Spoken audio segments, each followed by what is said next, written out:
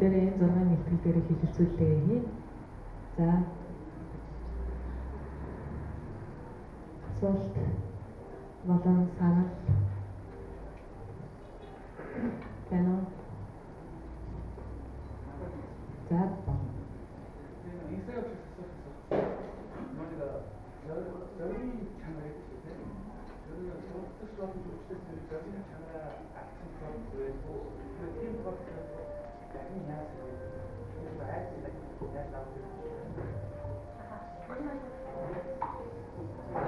Алдсан тохиолдол бол байдаг.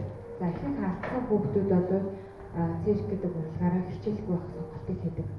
За тэрийг нь болохтоо зэрэг одоо 3 сарын хугацаагаар манай техник бол 3 сарын хугацаагаар бэлтгэжлэх тустай. Одоо техникийн хувьд бол би яг сэтгэл зүйн талаас одоо илүү анхаарч ордог.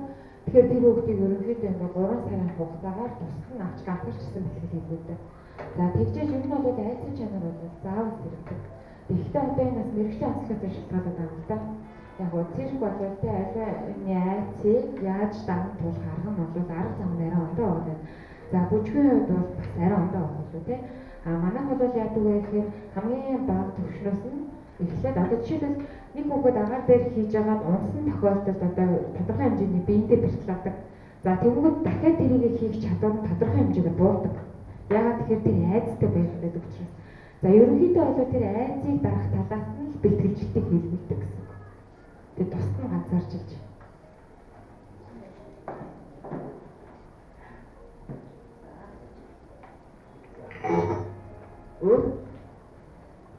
Өөр гүшнээс асуулт санал байна уу? За байхгүй гэж үзгөө. За тэгвэл ингэж хэлцүүлгээд дуусгав. Хоёроос за арай бодож.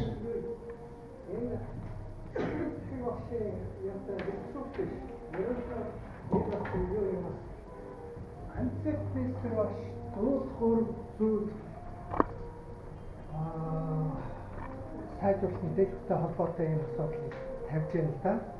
Тэгээ энэ бол үнэхээр ер нь бол урд өмнөд жишээлбэл дуулаач оюутны тийм ээ дуулах урд зүйл сайжруулахыг мэрэгжлийн багшаар тавьдаг байсан бол одоо бол концептмейстер багш тавьж байна шүү дээ. Тэгээ үнэхээр концептмейстер багш гэдэг бол үнэхээр энэ дуулаачийн урд зүйл хөгжүүлэхэд бол үнэхээр их юутай нөлөөтэй. Одоо жишээлх юм бол манайхаас одоо олон улсын дуучдын урлагт өндөр амжилт гаргаад байгаа энэ дуучид байна. Тийм ээ? Одоо энэ дуучид чинь бол үнийг хэлэхэд бол концептмейстрийн үйл ажиллагаа аягүй байна. Жишээлх юм бол одоо сүүлийн үед одоо Москвагийн олон улсын конкурсд яваад байгаа нэг яг манай нөгөө нэг тийм ариун бат. Тэгээд энэ хүмүүсийн тэнд өндөр амжилт гаргахын нэг үндсэн бол одоо жишээлбэл бол Бурятийн Улаануудын театрын нөгөө Арима нэг хон гэх.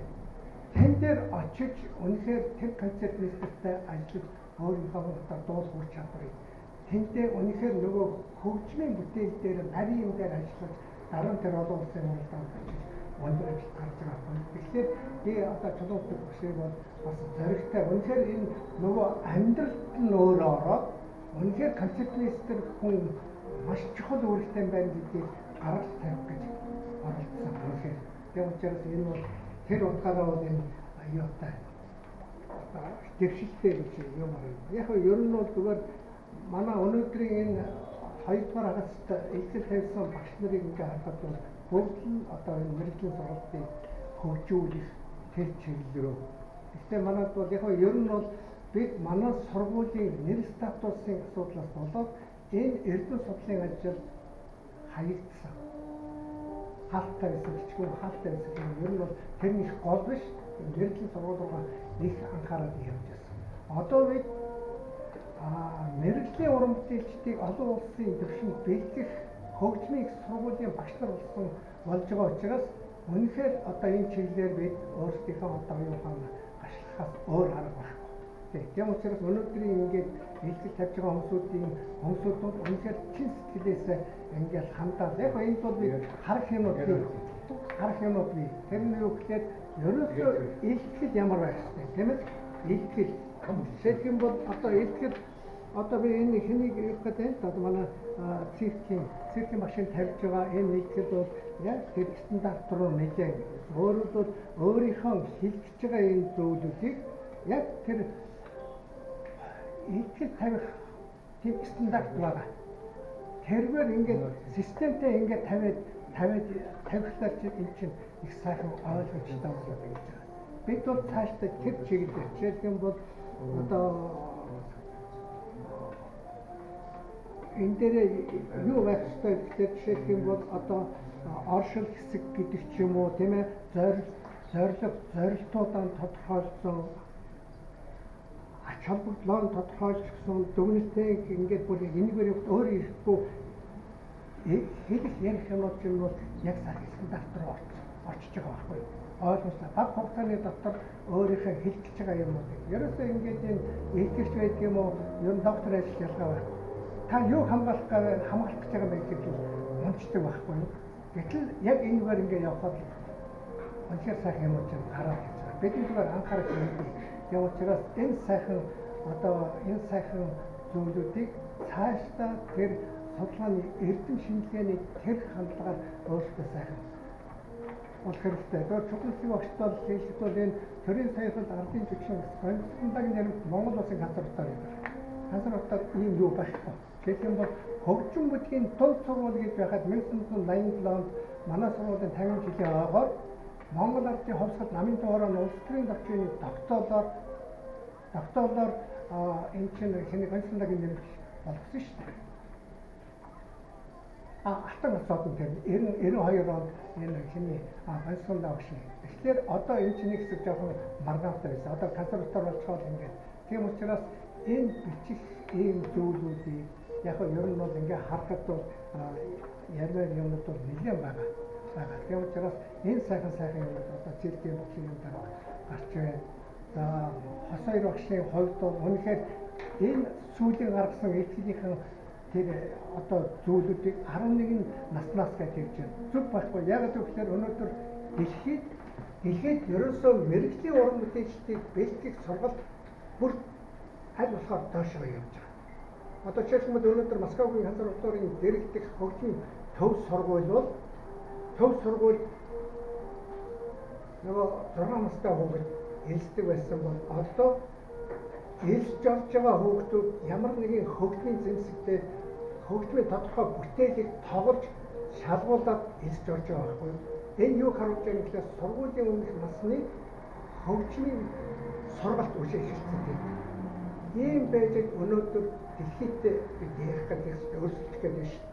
Тийм учраас одоо энэ бүжиг бол яахан аргагүй 11 наснаас энэ болохоос аргагүй. Тийм учраас энийг судалгааг наривчилж гэдэг чинь бол жишээлбэл 13 настай хүүхдээс 11 настай хүүхдийн одоо физиологийн тэр бүх юмнууд нь юугаар ялгаад яагаад ингэж байгаа энэ юмнуудыг өшөө өөрөлдөл судалгаан дээр үндэслээд энийг бид удирдахтай байгууллагад танилцуулахад зүгээр нэг санаанаасаа гоо бидний хийж байгаа маа гэж хэлхээсээ яг судалгаанд үндэслээд асуудлаа тавих юм бол амархан хүнд ойлголт нь амархан дэмжигдэнэ.